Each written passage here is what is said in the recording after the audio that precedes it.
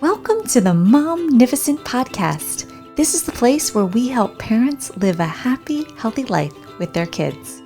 We're going to show you how to connect with your child and help them even in their most difficult moments as we hear from experts in the field. I'm your host, Dr. Karin Jakubowski, an international speaker, public school principal, and former struggling student. The Momnificent Podcast equips parents with science-based strategies to help you live a happy, healthy life with your kids. Welcome. Well, Allison, welcome to Momnificent. Where are you enjoying Momnificent from today? From New York City, actually. Are you guys getting the snow that we are? Oh, it's crazy. A little bit. We only got a little. We got quite a lot. And I have long windows, so we're watching the snow. Isn't it so pretty? It's so beautiful. I love watching it. So little of it this year. Yeah. We just I always say if it's going to be cold, it needs to snow. Otherwise, I really don't like the rigid temperature. So can you just start us out telling our listeners a little bit about you, and then I'll get into your story. So my name is Allison Penn. I call myself Bad Widow because after I lost my husband in 2016, what I discovered is people have no idea how to deal with someone who's lost a spouse. And so very often they say the wrong things and do the wrong things. He was diagnosed with pancreatic cancer in 2015, and he fought to live for 11 months. And then on September 10th, 2016, he died in my arms at home. And it was unbelievable. My entire world blew up in that moment. So the future that we had imagined together was gone. The man I had loved for 25 years was gone. And it wasn't like there is grief in divorce, but the grief of a death is different. That person no longer exists on the planet. You will never see them or touch them again. And that's just devastating. And for my friends who are widows with children, that parent will never see their father again. All those occasions that parents celebrate together won't happen in the way that you imagined they would happen. And as we fought for his life, there was sort of grieving that went on through that. A lot of my widow friends I met through Gilda's Club, which is a cancer support place. And so we had the experience, most of us, of going through months and months of illness before the death. And there was grief in that. There was grief in the seeing my husband get weaker and weaker, go from 263 pounds to 146 pounds, to being so much heavier than he was, 30 to 40 pounds heavier than he was. And he was 6'3", I'm 5'3". That I would have crushed his bones if I'd put any weight on him. So then he died in my arms, and I was suddenly a widow with all the feelings collapsing down upon me: grief, fear, anger, shame. And because we don't talk about grieving and how we grieve, we typically are trying to make other people comfortable as we grieve. I used to hear a lot, "I didn't mean to make you cry." And I would think, well, I just lost the man I loved for 25 years. I have no energy to reach out. I have no energy to do anything. I can't count on it. I can't count on going to work and having the energy to make it through an 8-hour day. My friends who are widows with children, they had to get up and take care of their children when they felt lost and when they didn't feel like themselves, as I did. Some other physical manifestations of grief are memory loss or memory gaps. This really gets in the way when you're trying to make appointments or keep appointments. And the final thing was inability to focus. So inability to pay attention for a period of time. For me, that showed up like I was trained as a proofreader and editor, but I had no memory and no ability to focus, so I couldn't do that work. I was a coach who had no capacity to deal with people. And one of the things that happens when you're grieving a loss is you're really impatient with people's, I'm just going to say it, people's stupidity. And yet it's unfair to get angry because nobody talks about what this experience is from the inside, because it would make other people uncomfortable. And so what happens is one of two things. The person grieving crushes down the feelings. Don't be sad, don't be angry in public, because you might make other people uncomfortable. And you might be uncomfortable being that visible and that vulnerable. Bad Widow came about because I thought that there needed to be someone modeling what inside the raw looked like. Those times when I was a competent, capable, effective person, and my husband died 4 breaths in my arms, and I wasn't. I was completely lost. There were days when I could get a lot done, and there were days when if I could put my foot on the ground and go to the restroom, that was all I could do that day. And I never knew day to day what it would be. So there was some existing, I would lie in bed and I would think of a reason to be alive that day. Something to look forward to. Okay, today I have lots of energy, so I'm going to do this, this, this, and this. Today I have no energy. There are breakdowns that happen when you're grieving that are unexplainable. They don't make sense at all. So I had about 5 seconds after I remembered I was hungry to get to the kitchen before I forgot again. And I started to create what I called nets for myself. So the net for not being able to remember that I was hungry was putting baskets of Power Bars around the house. So I didn't have to trust my memory. I could also trust my eyes. I had signs. There was a day, and each of these came about when something went wrong, like badly wrong. Missed an appointment. I wound up with my best friend made me a sign that said wallet, coat, keys, shoes. And that came about because there was a day when I walked out the door in my slippers, and I walked 1.5 blocks through the streets of New York, going to an appointment, before I realized that I had slippers on. And the only reason I realized that, I did not remember, was because my heels got cold. The wind was blowing on my heels in my slippers. And quite honestly, as a person who's grieving, it makes you feel like you're absolutely crazy.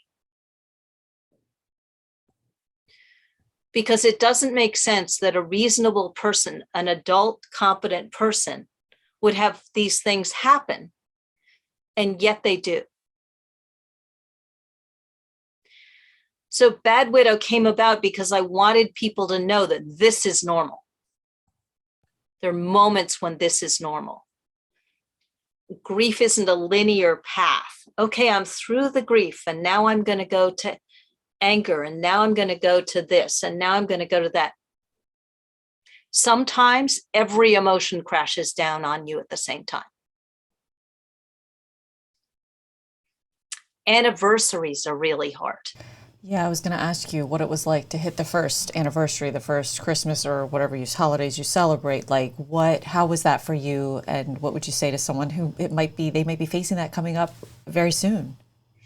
Absolutely horrifying. So he died on September 10th. October 5th would have been our 20th wedding anniversary. And what were your feelings? What did you end up doing or not doing, really? Uh, Basically, I cried all day. I cried all day. And for me, as a person who didn't have children, I could do that. But a lot of the parents that I know are afraid to cry publicly in front of their children because they don't want them to be frightened. And what do you say to them about that?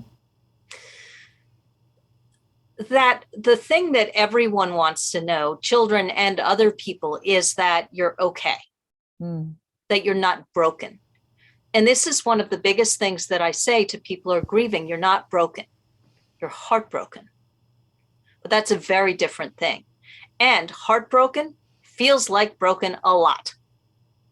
Yeah. Right? So if you can explain to your children, find a way to explain to your children, and obviously this means is age appropriate, is what is appropriate for your relationship with your children, your relationship. Are they older? Are they younger? I do not presume to tell anyone how to do this, because grieving is this individual journey that's actually communal. Everybody on the planet grieves something. Yeah. Hey there, it's Karin. I hope that you're enjoying the show. And by the way, if you're a mom who wants to learn how to help your child when they're struggling behaviorally or facing challenges in school, get started today by getting my free short video course, 3 Steps to Happy Healthy Kids, at www.educationalimpactacademy.com/free video. If you're new here or you haven't done this yet, this is definitely the first step to get started in learning how to have a happy, healthy life with your kids. So head on over to www.educationalimpactacademy.com/free video and grab your free gift today. Yeah. We just don't hear about it. So then when you go through it, you think you're the only one, or like this exact scenarios you're playing out on a normal day, someone be like, that's absolutely crazy. And probably some days you were like, this is crazy. But I love that you're a voice out there helping others with this, because you're showing them that it's okay. And it's perfectly normal to be wherever you are in that process. And I love your vulnerability to share your story, because it's like, here's the things that I went through that were like, that's kind of difficult to say out loud. I'm a grown adult and I'm going through things that make me feel like a 7-year-old at moments, or even younger. And yet it just gives people the space to say, it's okay, whatever I'm going through and my processes today. I think that's a huge break, because we have this thing in front of us that's like, I shouldn't, this whole like ideal of what we should and shouldn't be in any situation we live in. And it's just a bunch of baloney. Yeah, and I really do encourage people to find a way to have the conversation with the other people around them, whether they're children or their family, to find a way to communicate that tears don't mean broken. Tears mean the expression of feelings. Because when we silo ourselves that way, I remember when my husband was sick, we were both grieving, we were both scared, and we didn't want to scare the other person. So we didn't share the fact that we were going through basically similar experiences as we marched towards his end. And when we were able to communicate that we were both grieving and we were both sad, and it wasn't even the end yet, we could do it together. And so if the people around you know that you're okay, the other thing that I hear a lot and experienced a lot is people giving advice when they have no idea what they're talking about. So what's your advice to those people? So my advice to those people is to have a conversation and listen to what that person says, because what each person needs might be different. So it might be, hey, could you just take my young kids for a few hours so I could take a shower and cry in the shower without scaring them? Mm-hmm. Yeah. Hey, could you go to an exercise class with me? Hey, could we just go out and have a normal meal and not talk about death or tell stories? So for everyone, it's unique and individual, but because people don't actually know what to do, it's really useful to have the people who support you listen to what you say, make a suggestion based on what they heard, and follow through. Because then what they're offering is what you actually need. Yeah. And you're not assuming, and they have the best of intentions, but yet it could be doing the complete opposite of what they think they want to do to help and support. And it really clearly is not feeling that way. Right, exactly. And everybody means well. That's what I discovered. Everybody means well. But people are so scared of getting it wrong when it's a widow. They're so scared of getting it wrong that if they don't have a clear guideline about what to do and how to do it, they won't do anything. Yeah, which then makes it look like they are not sincere, caring, and open. What about this phrase that I've used and learned over time when someone's going through something difficult and I haven't experienced it myself? Yep. How would it have felt to you if I had said something like, I can't imagine what you're going through because I haven't gone through it. But but I'm really sorry about what's happened. And then maybe I could just say something like, what do you need from me? Or what's something I could do? Or help me with that end question that in your situation, what you would have appreciated people said to you. Yeah, that's a really, really good question, because the person who's grieving, all they want is that person that they lost back. That's all they want. And the person who's asking can't do that. So it's more useful to say something like, hey, tell me what's going on for you, so I can see if I can figure out. So asking, what can I do for you? Or I'm here for you. The person who's grieving has no energy to reach out, has no energy to figure that out for you. There are things, if it's a parent reaching out to a parent who's grieving, there are things that you know as parents that other parents need. A play date. Taking the kids for a time. Right. So there are things that if you're a parent, you know that parents need. But the thing that's really dangerous is assuming that you know, is doing this. And this happens actually a whole lot. People give advice based on what they think they would want if they were in your position, and they've never been through it. And they haven't been through it. Yeah. Impossible. And not mean, not malicious in any way. They have the best of intentions, but they're getting it all wrong. And I think, didn't you also say that you had to like remove yourself from some people just to then get to back to who you are? Because tell us a little bit about how all of a sudden you realized, who am I? What do I like? Because you've done everything with this person and for this person. And there's some things you were saying on another interview which really just, I would love you to share more about, like, you had to like find who you were again. Yeah. It's really complicated, because the fact of the matter is that you're not the same person as you were before you lost your spouse. If you're grieving the loss of a significant other, you're not that person. You'll never be that person again. And what people do is they hearken back to what they had, which is impossible. Because it's not real. It's not there. That is not what is today. But psychologically, that's got to be such a, like, in an instant, it has changed. Nothing else has changed on one hand, but yet that person is gone. Like, nothing's changed, but everything's changed. It's just a weird. Yeah, in 25 years, you're more of a we than an I. And so if you've been with someone for a length of time, you may be more of a we than an I. You may not actually know who you are as an I and who you are as a widow. So I was single, I was a wife, I was a widow. When I became a widow, I had no idea what that meant. One of the things it meant was that my couple's friends no longer invited me over. So there are people who will leave because now you're a single woman, supposedly.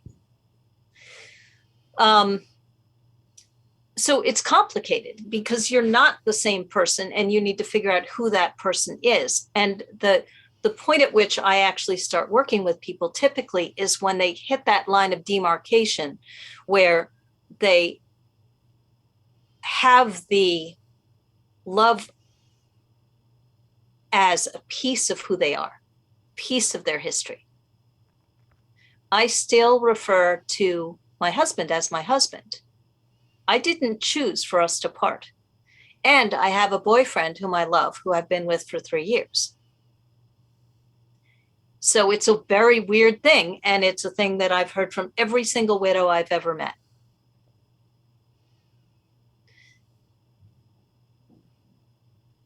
We contract when we grieve, when we experience a devastating loss. We naturally contract. We need to heal. That means less people, less activities. Coming back out again doesn't happen automatically. It's a choice. Now, making that choice and trying to hearken back to who you were when you can't be that again is immensely frustrating and devastating, and actually prolongs the really hurtful piece of grieving.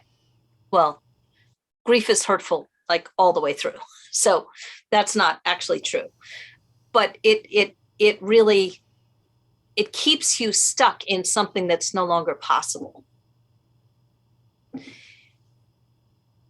If you can accept that there's this line of demarcation before and after the loss, and the before person is not the after person, and this is really hard for the people around you as well. So family and friends expect you to bounce back to who you were. Because they don't know you any other way either.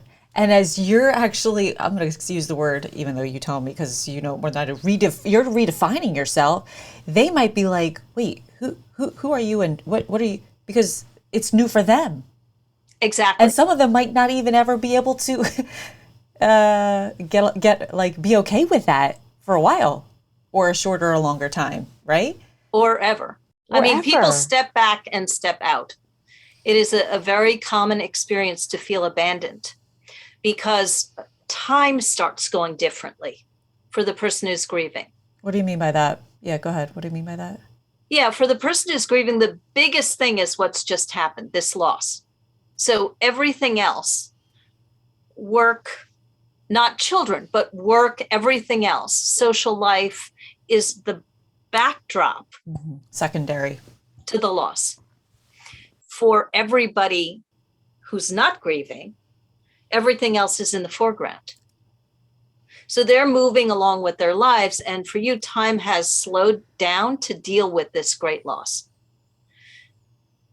And so they're sort of ready for you to get back in the swing of things because it feels to them like you should be able to get back to where that's the foreground, except it takes a really long time. First year was all grief. Second year was 0 to rage in 5 seconds. Needless to say, with other people in the midst of all this, I was not always graceful. I lost people. For parents, one of the things that I have heard a lot is, well, I'm just going to exist until the kids are grown up. What that does is it encapsulates the grief to deal with later. It's an individual journey, but I do encourage going through it, not putting it off. Because imagine this, what happens is you're waiting for the kids to grow up. It's 15 years. Okay, now I'm ready. But everyone around you thinks you're already 15 years over it. Mm. And then the grief rises. Especially if it comes down to, okay, I lost the love of my life. I'm not willing to be alone for the rest of my life. But how in the world do I do this? I met my husband in my 30s. I lost him when I was in my 50s. I had no idea what I was doing. And I'd been with this man. So I was only accustomed to his touch for 25 years. My head knew he was dead. My heart and my body, not so much. And the grief rises with the joy. For a long time, once I decided I was ready to date, if someone tried to kiss me, I had a panic attack. Like full on, get away from me. Don't touch me. But what I realized was that, and the whole work that I do is how do you actually move through this in some kind of a way that makes sense? You know, the first thing you need to do is figure out who you are. How do you do that? You go into where you're most comfortable, where you're most at home. So is that at work? Is that in your one-on-one relationships? Is that with community? When you lean into those, whichever yours is, you start coming back to yourself. Wife is a role. Widow is a role. Single is a role. Parent is a role, right? Yeah. When things get thrown up in the air, not being a parent, but everything else, then who are you? Coming back to yourself enables you to make better decisions, be more confident in the actions. The other thing that grief does is it really shakes up your confidence in yourself, in your mind, in your body. Yeah, in what way? Can you help me understand that more? Yeah, because I was a person who did for a living memory and focus tasks, proofreading and editing. When I lost Dave and suddenly my memory was gone, I literally would lose pockets of time, 10 minutes, an hour, a day, and not be able to tell you what I did. It's like driving when you're like, what did I just do? I can't even tell you what I just drove. But imagine that within your work or your normal functioning day. Like that could freak you out. Freak me out. Oh my gosh. It feels completely crazy because I was, not that old. Right. And yet suddenly, and so all these doubts and fears about who am I? Will I ever get back? Right. So for example, I had these memory gaps early on, in the first 2 years, really. And after Dave died, one of the things I did, because it's important to move the emotions through your body. What's that mean? So it is pretty common to try and stuff down the grief, stuff down the anger. Yeah. They're not polite emotions. They're not emotions that either we or anyone else is very comfortable being around. And so we stuff them down, except volcanoes, when they erupt, are ugly. Yeah. Right. So one of the things that I did when my husband was sick, I had wanted to sing cabaret in a cabaret show on a stage for 10 years. And I was scared. And one of the things that happens when you're facing the person you love most, when you're facing the ending of the two of you, is you get brave. So the things that are scary get a lot less scary when one of the scary things is. Right. Yeah. And so I did 2 cabaret shows while my husband was sick. The last one was the Tuesday before the Saturday he died in my arms. And the songs I picked were to remind me that I was going to be more than a widow, that I would live. So 2 of the songs that I sang that last Tuesday were I Will Survive, Gloria Gaynor, and The Secret of Happiness, which was the secret of happiness is being present, being absolutely present. So after he died, I was in another cabaret show, and my memory had back when failed me. So I got up on the stage to sing, and I had been rehearsing and memorizing for months, and everything flew out of my head Oh no. because I had lost trust in my body and my memory. Wow. So that's kind of a long-term effect.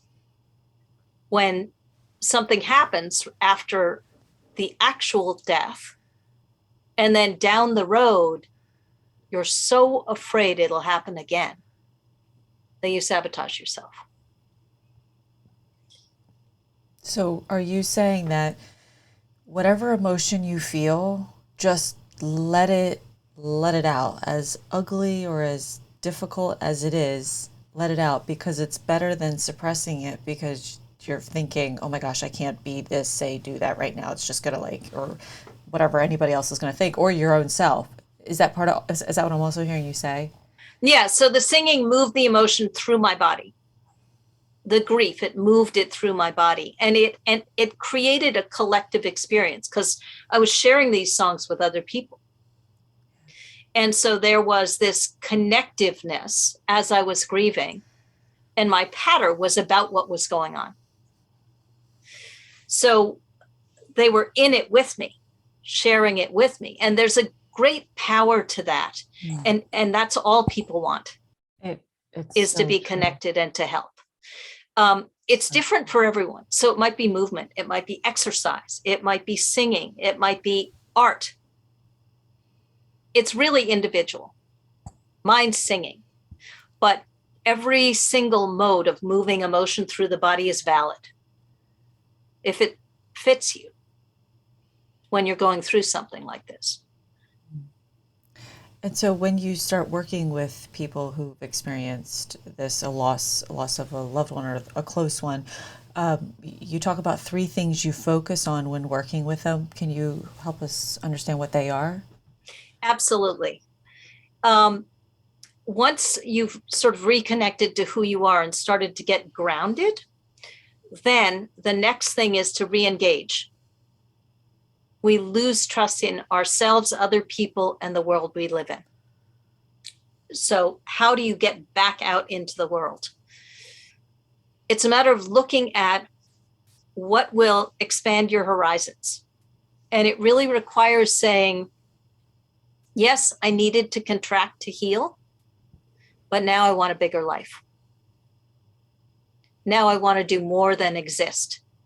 Now I want to find a way to live again. But you probably don't know how to do that. I didn't know how to do that. What living looked like without my husband, I had no idea what that meant. So it was try something. Now, I couldn't be a coach because I couldn't deal with people. I couldn't be an editor or proofreader because I had no memory or ability to focus. So nothing I was trained for was I able to do. And you even said you couldn't even do something 8 hours a day. You could only find something that was like 4 hours a day. I thought that was really important to note. Yeah, I wound up, I had a widow friend who was, I mean, who's going to hire someone for 4 hours? But I had a widow friend who got it. And she had a Halloween pop-up store. And I knew that I could hang costumes on racks. Like I could do that. And even still, those 4 hours, especially at the beginning, I would come home and collapse after 4 hours of hanging costumes. Doesn't seem like a big thing, but what I realized was I needed to take a baby step back into more capable. I needed to re-engage and start finding ways to trust myself. And I wasn't who I was. I wasn't able to bounce back to who I was, but I could start on the path. I could take one piece of trust back, another piece of trust back, and expand my capacity. The second piece is reinvent. So since you're not the same person that you were, you have to reinvent yourself and you have to figure out who that person is. If you're with someone for a long time, as I was, or even a short time, there are things that are we activities. And after 25 years, there are a lot of those. There are also, when you start and you get together with someone, there are things you give up. Oh, well, he loves that more than I do, but I'll just go along. So I had to look at all the things that were us things and figure out which of them were my things. He did not love the open mics. I love doing open mics. Open mic singing and open mic poetry are two things that I do. Self-expression, self-care are key when you're going through grief. Yes, tell us about that, because I know you had to realize and recognize that self-care was so important that you made it such a priority. And can you touch on that? I think that's really, really important. Yeah, what I realized at a certain point, I realized self-care was important. I also realized that when I was exhausted, I couldn't think of anything, not a thing to do. And so I reached out to my friends who are really good at self-care, and I said, bring it.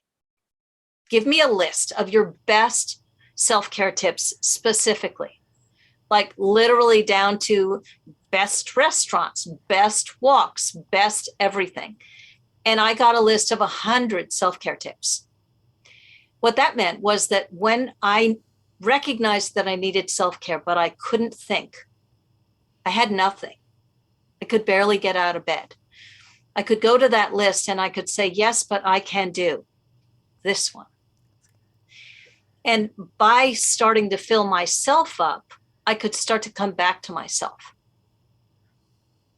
So that was really important. But reinvent required figuring out, getting some clarity on what that was for me now. Not as who I was, but as who I am. The final thing was rebuilding communities. So there were people who stepped back and who stepped out. When someone would say or do something stupid. So I'll give you an example. About 3 days after my husband died, this artist friend of his called up and said, would you mind putting aside some of his shirts that I can wear while I paint, because I'm missing him so much. I'd lost my husband 2 days before. I mean, I was speechless, absolutely speechless. You're missing him? Yeah. And you want me to give you something when I have lost to what felt like your entire world? Everything. Wow. Everything. Wow. It's really hard to let go of things. So my husband left me. He had a studio. He was a professional artist. The painting behind my head is one of his paintings, and left me 546 paintings and watercolors in a studio. And I had to close up the studio. I couldn't afford 2 places with one income in New York City. So I had to close up the studio and bring everything home. So from a 500 square foot studio to a 750 square foot apartment, I moved 546 paintings, and they still live here. They still live here. One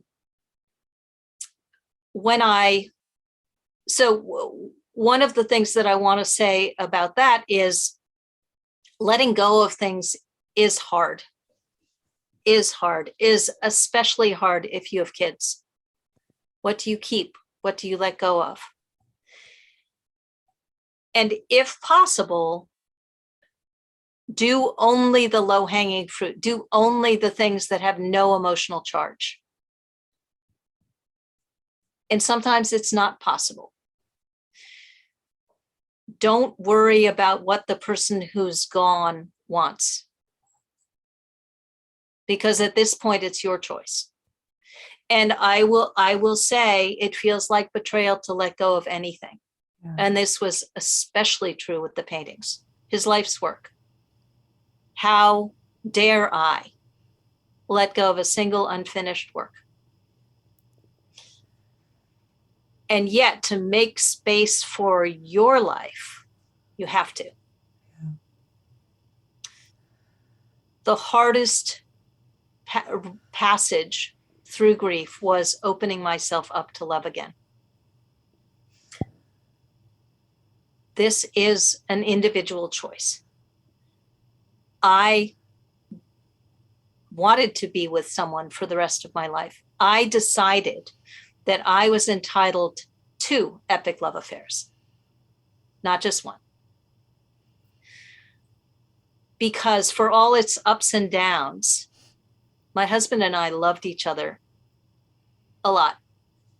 And there were a lot of ups and downs because any marriage takes work. It just does. And so I was not interested in diminishing what I had with my husband, whom I lost, but I wanted to build another love affair for myself for the rest of my life. When I was ready, and the last time I had dated was 1992. It was 2018. To even say that year out loud, right? Right? 92. Wow. I decided I was going to find a way to start dating again. What I knew already was that if I experienced even a spark of desire, looked at a man and thought, oh, that's nice, grief rose. So I knew it would not necessarily be an easy journey for me. People have all different reactions. Right afterwards, my friends who were parents had it in some ways easier than I did because they had physical touch. They had children to hug them. Yes. I was not touched. Especially if that's one of your top love languages. Yeah. That can really Devastating. Yeah, you just don't really know how to go on without that. Yeah. And I hadn't realized how much I took that for granted until it was Gone. Yeah. But my head knew my husband was gone. My heart and my body did not. I was only accustomed to the weight of his hand at my waist. I was only accustomed to his skin against mine. And so what happened was I couldn't trust my own body chemistry. And I literally felt revulsion for a long time if someone tried to touch me, tried to kiss me, tried to anything. Mm-hmm. And this is give me a hug, put an arm around my waist. This is not big stuff. Right. And I knew that I needed to be responsible for my own reactions.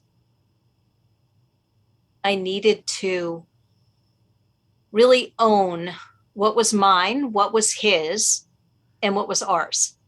Because then if I could figure out, if I felt desire, wanted to kiss someone, and then had a strong visceral reaction, that was mine to deal with, not to lay off on anyone else. If I was having a disagreement with the guy I was with, that was a communication with him.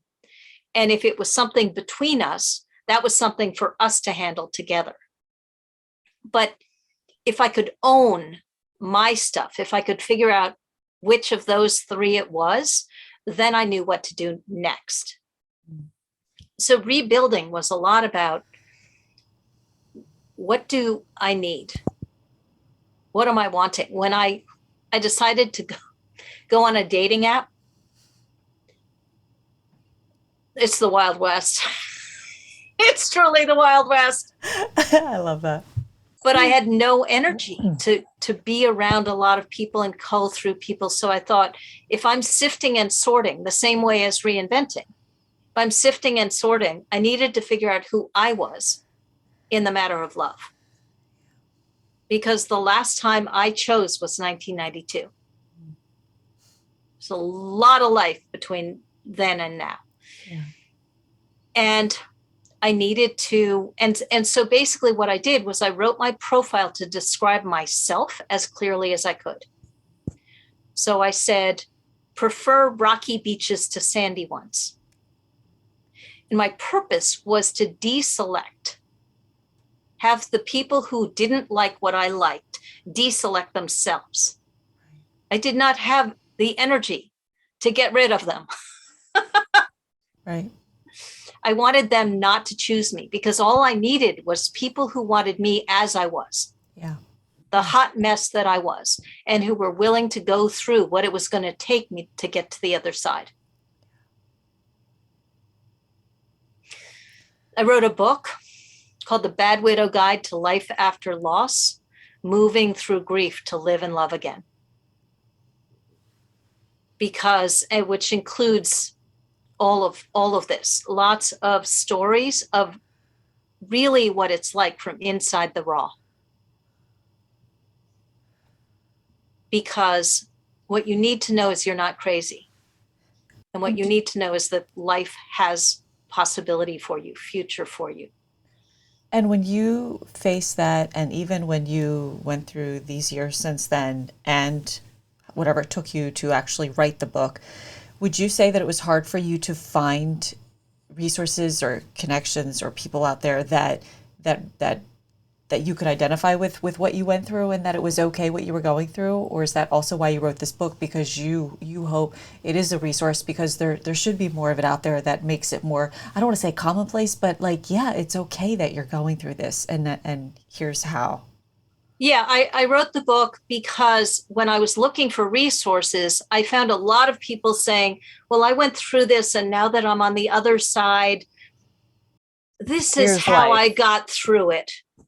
And it didn't explain the craziness. It didn't explain how overwhelming and disturbing and confusing it all was. Because after the fact, people were writing when they looked good again. So different.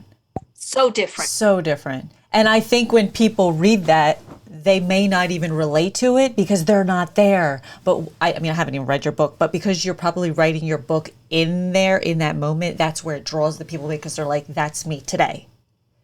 Yeah. I mean, there's a woman who's in a widows group I'm in, and she wrote a review on Amazon. She said, now I know I'm normal. See, and that's why I wanted to bring you on this podcast, because there are people listening who could be beating themselves up for where they are today, and they don't have to, and they can realize I absolutely love that. I absolutely love that. Yep. There was another review that I got, which was a woman who actually had never been married, but had gone through a lot of grief experiences. And she said, this is one of 2 books that I found after massive looking that actually explains my experience, validates my experience, and gives me a path forward. See, and that's why, thank you so much for writing this book. And that's what sets your book apart from so many others that are sitting there.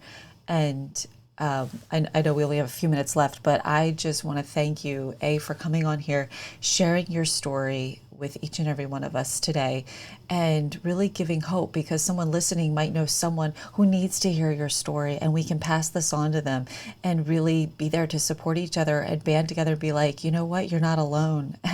And this is what I'm going through, and it's okay. And what you're feeling and facing, it's okay. And there's nothing wrong with you. It's just finding out, like you said, who you are, re-engage, reinvent. I love how you said, like, find the thing that you're most comfortable with, and start back there again. That's such a beautiful, beautiful first step to invite us on this journey.